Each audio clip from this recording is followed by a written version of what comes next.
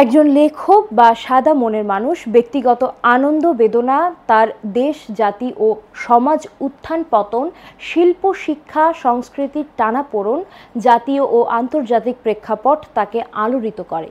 বলছিলাম অবসরপ্রাপ্ত lieutenant colonel Mohsin Ali খানের কথা।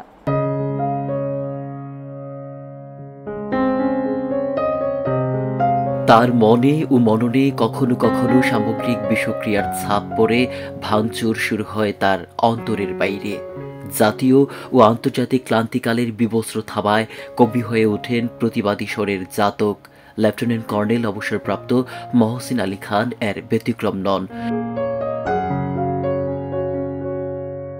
তার সংস্কৃতিবোধ, বিবেকের দায়বোধ উপলব্ধি করেন তিনি। লেফটেন্যান্ট কর্নেল অবসরপ্রাপ্ত মহসিন আলী খান ঢাকার এক সম্ভ্রান্ত মুসলিম পরিবারে 1969 সালের 30 জুন জন্মগ্রহণ করেন।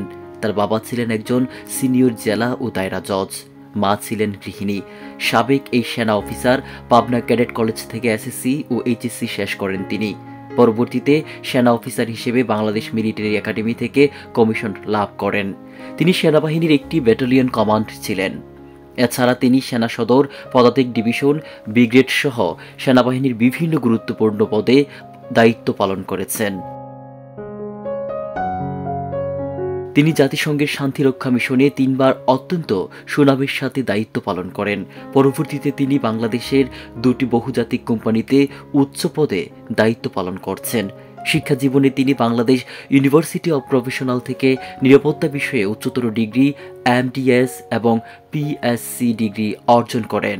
তিনি নর্দার্ন ইউনিভার্সিটি বাংলাদেশ থেকে বিজনেস বিষয়ে মাস্টার্স এমবিএ শেষ করেন।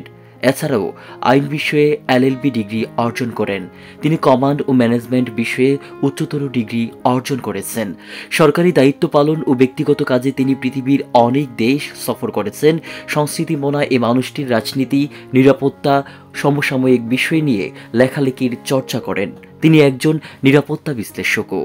বর্তমানে তিনি দেশীয় একটি কোম্পানির প্রধান হিসেবে কর্মরত রয়েছেন। লেখালেখির পাশাপাশি তিনি মানুষের অধিকার, সচেতনতা, দুর্নীতি দমন নিয়ে কাজ করেন। এছাড়াও তিনি তরুণদের মানবিক মূল্যবোধ ও কেরিয়ার গঠনে কাজ করেন। ব্যক্তিগত জীবনে স্ত্রী ও এক সন্তানের জনক।